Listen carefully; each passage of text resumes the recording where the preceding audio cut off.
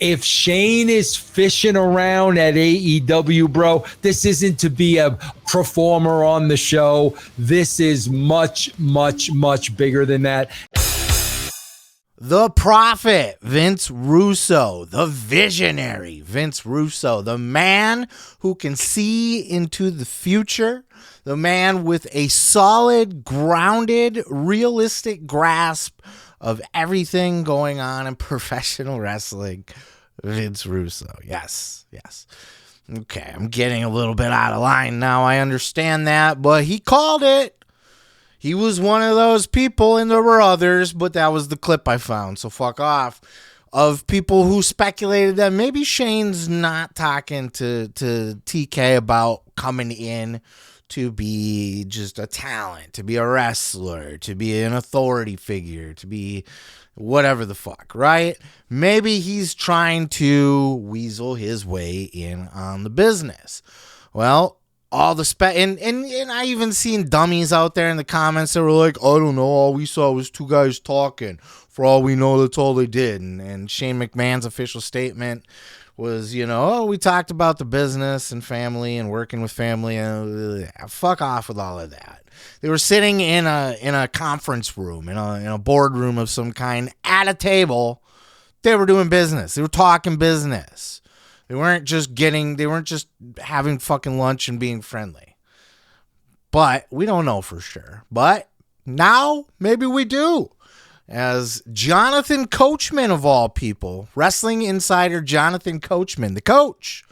I mean, maybe he is buddies with Shane, though. We don't know. He says he has it on very good authority when he was talking on the Coach and the Bro show. This is Vince Russo and the Coach have a show. Vince Russo wasn't on this episode. He had JD from New York as a sub in, but I didn't even know the show existed. But yet it exists, and the Coach is spilling the tea on this show, saying he has it on good authority that Shane McMahon was asking for a piece of AEW and full creative control. Check out this clip. This is a true story, and nobody's heard this before. And I know you've never heard this, JD. But you remember that picture that surfaced with Shane McMahon meeting with Tony Khan, and there was speculation that he would want to come into AEW. And then all of a sudden, all that talk just went away. Well, I have it on good authority that Shane McMahon asked for the world. He asked for equity in the company, and he asked to come in and run the entire show. And it was probably the first time that I said to myself, I actually agree with Tony Khan ghosting him, because Tony ghosted Shane. It wasn't the other way around. And the fact that Shane was at the Super Bowl with his dad, it's like he can't figure out what he wants to do. But if that is the case, I would have thought that the struggles they were in and all this kind of stuff, JD, that bringing in Shane would have been cool. But it also spoke to me of why Vince never let Shane run any more than what he did when they were in the WWE. But if Shane is asking for that, he'll never come back in any capacity in any wrestling company. And I know it pisses him off that his sister just got a TV show with ESPN. I'm curious as to Coach's good authority, because he doesn't sound too friendly to Shane McMahon. He's kind of burying him just a little bit. So he wasn't getting it from Shane, as I originally speculated. Perhaps he heard from Shane directly. Maybe he knows somebody within AEW. I don't fucking know. I'm not calling Coach a liar. I trust that he probably does, or at least was told that by somebody close. And it doesn't not make sense. So I tend to believe what the Coach is talking here, but I'm wondering who that is, because he doesn't sound too friendly with Shane. This will be a rare time where I agree with Tony Khan 110%. I would have ghosted Shane too. I mean, a professional, sorry, I'm not interested would have been just fine, but it's an absolute absurd offer on its face. Now, maybe you follow the negotiating tactics of asking for the big ask, and then, you end up meeting in the middle somewhere. They're going to counter offer, so you ask for something huge. I want a chunk of the company in full creative control. Okay, well, I'm not going to give you that, but So we don't know, was this an initial salvo? Was this just an initial offer that Tony just outright was so offended by that he didn't even feel the need to respond to Tony Khan or to Shane McMahon? Or was this the final offer that Shane's like, if I'm coming in, this is what I need, or we're not doing it? At that point, yeah. Sorry, dude. Have a nice day. I mean, I'll be happy to bring you in and sweat profusely all over a microphone, huffing and puffing, or climb up on something high and jump off like all day long, man. Do your thing in your track pants. But you're not getting a chunk of the company. Come on. Would Shane is Tony dumb for not taking that offer? Would Shane have really brought that much value? As you heard Coach say when he's kind of burying Shane a little bit, I can see why Vince never gave him more opportunity within the company than he's given him in the past, because Shane is kind of overstepping his bounds here. Maybe he looks at AEW as a little nothing burger, and if a McMahon came in and took charge, we'd be able to turn this ship right around. I don't know. I don't have an active sense of Shane's business sense. I know he's got good gut instincts.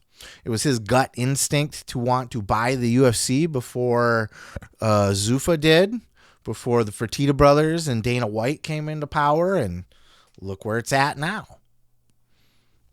So I do trust his instincts on a lot of things. He's got good ideas. Does he got great ideas? Does he got good business sense? Could he do more? He's certainly been around, the business long enough to, just by osmosis and being in the room, you're going to pick up things that maybe Tony Khan just doesn't have a concept of because he hasn't been in a room or osmosis. I know reading Dave Meltzer's fucking magazine for a number of years really.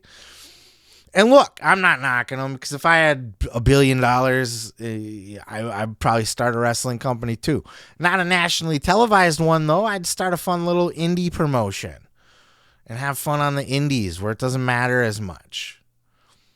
But hey, he's successful-ish, right? He's got that TV contract. I don't know if they're making money yet, but they will. They're projected to.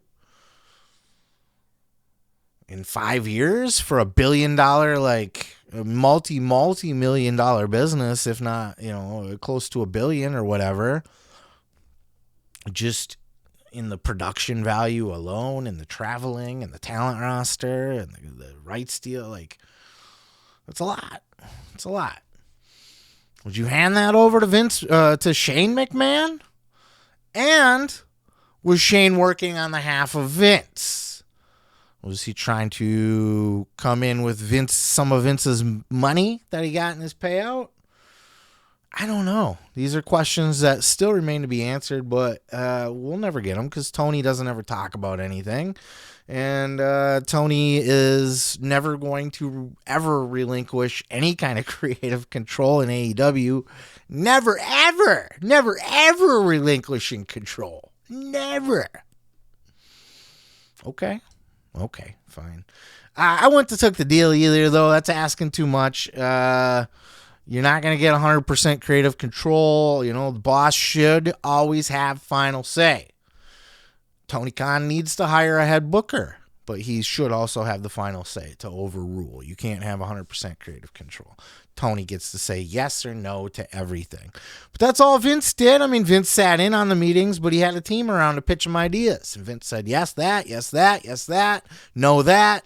What if we did this instead of that? Boom, boom, boom. Here we go. That's how it's done. Tony doesn't do that. He lets the wrestlers come up with their own shit. Or he's got brilliant ideas written down in his little notebook and stuff. There's a lot of AEW fans, and I know I know. I'm not trying to offend you, but it's facts. I don't know that Shane would have been that game changer, though. I really don't. Would it have done? It would have had an effect. It would have had a short-term boost of interest. Would have got new viewers. They would have been doing new things that would have attracted attention. Well, where would they be now? would they be in the same spot or not? And Tony Khan, fuck, man, give an inch, take a mile. I would not trust a McMahon to not try to do a hostile takeover of the company at that point with their foot in the door. You can't give them that much power. You can't give them a chunk of the company. Bring you in as a creative consultant. Bring you in as an on-screen general manager, a character. I don't fucking know. Don't necessarily have the need to see him wrestle, but he could contribute in some way, and he could contribute a lot. But I'm not even saying that he doesn't have the knowledge and the experience from being in the business. I'm saying I'm not going to hand my company over to him. But what would you do? Let me know down in those comments below. Hit that subscribe button while you're down there. Peace, love, and pizza. I am your boy, Seth Grimes, and we'll catch you in the next video. Bro, thanks for checking out the video. You can find more great videos by hitting the subscribe button. And bro, while you're down there, hit that like button, leave a comment, and all of that other crap.